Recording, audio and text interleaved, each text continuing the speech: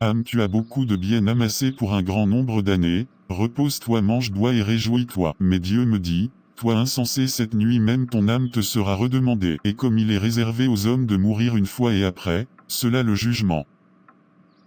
C'était un brave homme, mais nous sommes tous comme une chose souillée, et toutes nos équités sont comme des haillons répugnants, et nous nous fanons tout comme une feuille et nos iniquités, comme le vent, nous emportent. Ne soyez pas étonnés de cela, car l'heure vient en laquelle tous ceux qui sont dans les tombes entendront sa voix. Qu'est-ce qui m'arrive? Attendez, je suis mort, tout est fini. Et sortiront, ceux qui auront fait le bien, pour la résurrection de la vie, ceux qui auront fait le mal pour la résurrection de la mort. Viens, tu as un rendez-vous. Jugement, mais tu ne comprends pas, le ciel et l'enfer sont ici-bas sur la terre, j'ai toujours dit cela. Y aura-t-il quelqu'un d'autre là? Bien sûr, il y en aura beaucoup.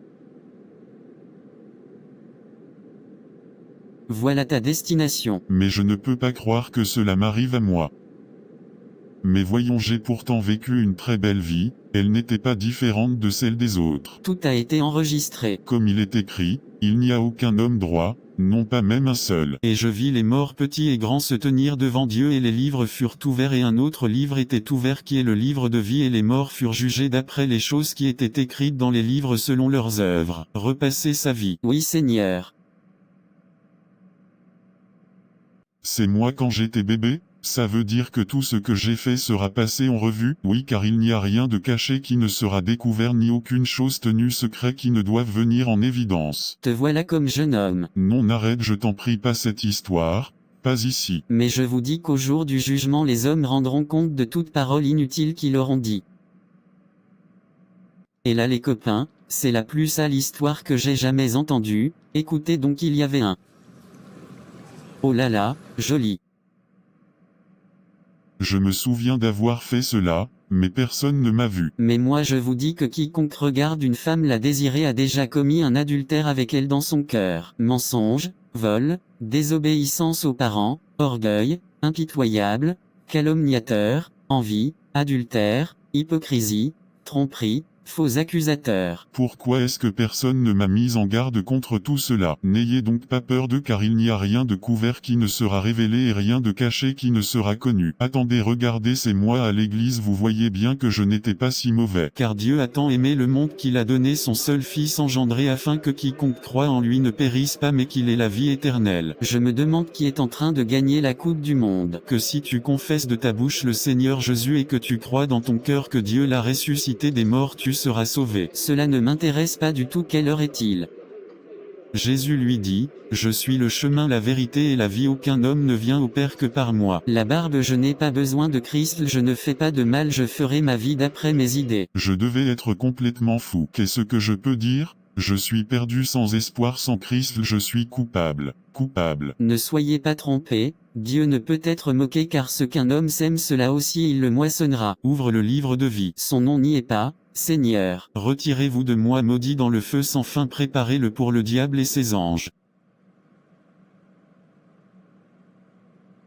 Et quiconque n'était pas trouvé écrit dans le livre de vie était jeté dans l'étang de feu. Apocalypse 20, 15.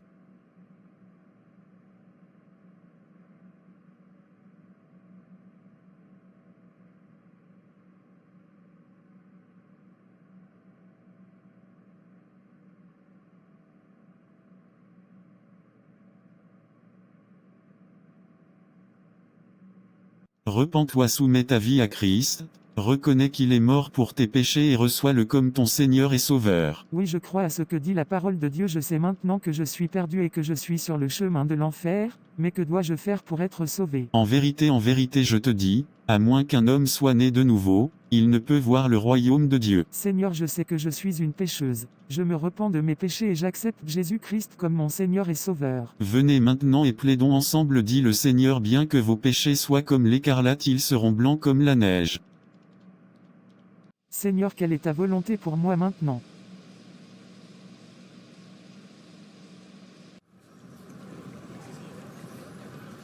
Je peux faire quelque chose pour vous? Oh oui, je fais plusieurs fois d'arrêt cardiaque. D'accord, quelqu'un m'a appelé pour venir vous aider. Merci beaucoup, qu'est-ce que je peux faire pour vous remercier? Rien, ça va aller. Un SDF? Tenez, c'est tout ce que j'ai. Madame, il manque la table là-bas qui n'a pas été servie. Ne t'inquiète pas, je gère, son repas est déjà prêt, il ne manque plus qu'à l'apporter. D'accord. Soit dit passant, monsieur, cette femme est aussi une vraie chrétienne, car pour moi vivre c'est Christ et mourir est un gain. Prends ma main, Seigneur, je rentre à la maison. Précieuse aux yeux du Seigneur est la mort de ses saints. Rentre bonne et fidèle serviteuse, entre dans la joie de ton maître. Mais comme il est écrit, l'œil n'a pas vu ni l'oreille entendu, elles ne sont pas entrées dans le cœur de l'homme les choses que Dieu a préparées pour ceux qui l'aiment.